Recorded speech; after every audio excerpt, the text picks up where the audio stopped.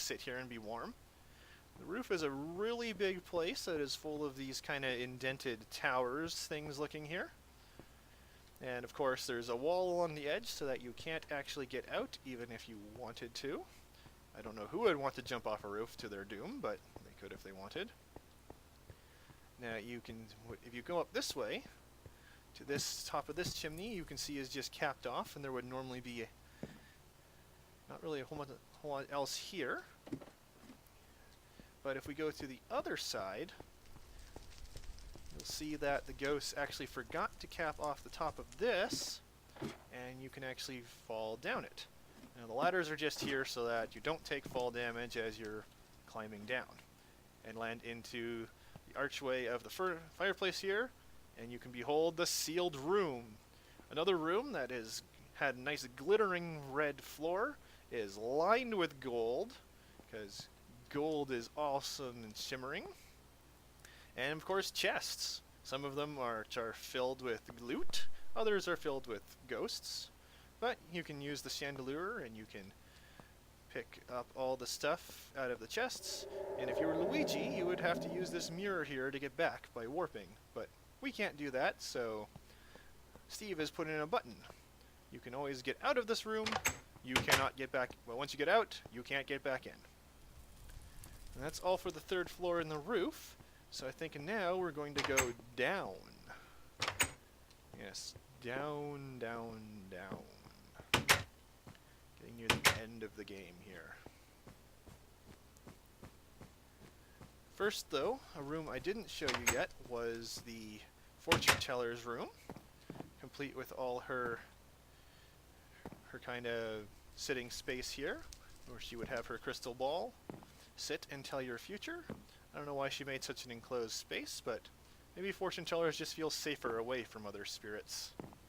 As you can see, there are all the poles that take up the edges here, some of the chests that line the edges of the room, and then you can go into the mirror room, which its focus, other than this nice red carpet, is just a giant mirror.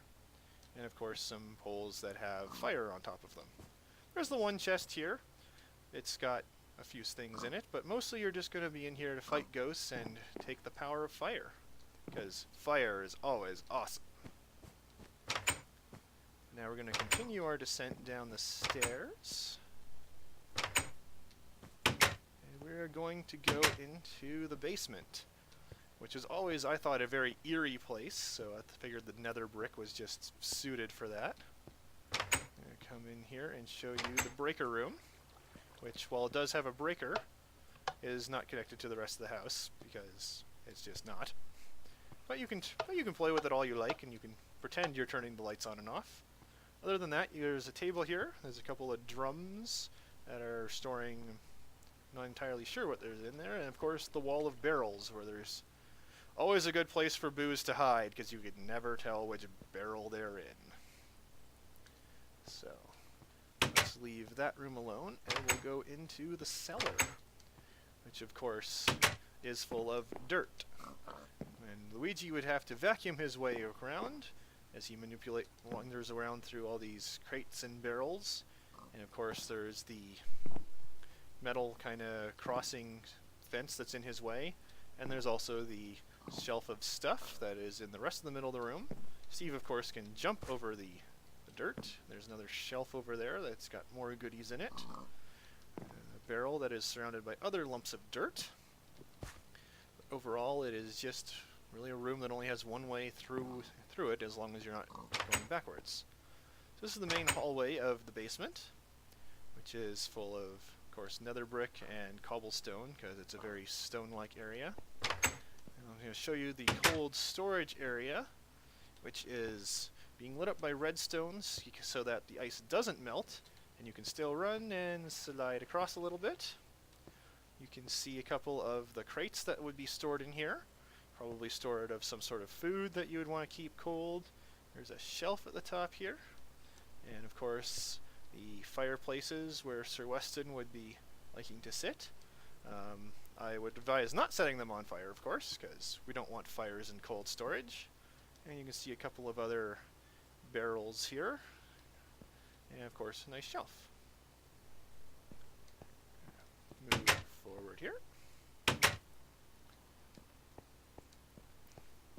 And we're going to get into the pipe room, which is another area that shows us ice, and of course the wheel that would turn the water on and off, but there just is water here. It might, and as you can see, would be guarding the chest. You can't walk into the water as Luigi, and of course there's also the iron blockade here, which makes you walk all the way around and forces you to freeze the pool of ooze that kind of rivers through the room around this crate, on this barrel here. And of course dirt is in this room.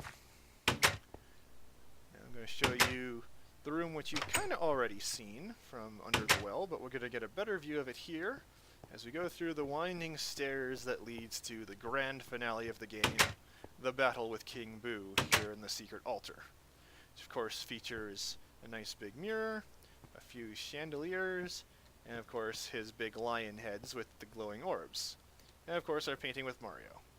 So if we wanted to, we could pick him up and run off and save him, but I think he looks just fine on the wall as it is. I want to thank everyone who was watching this. For those of you who were wondering, yes, this was all made in survival mode. There was no creative mode used on it. It was just survival and peaceful so that I could not have the room blown up. But I do thank everyone who watched, and I hope you have a good rest of your day or night or whatever it is you're doing. Farewell.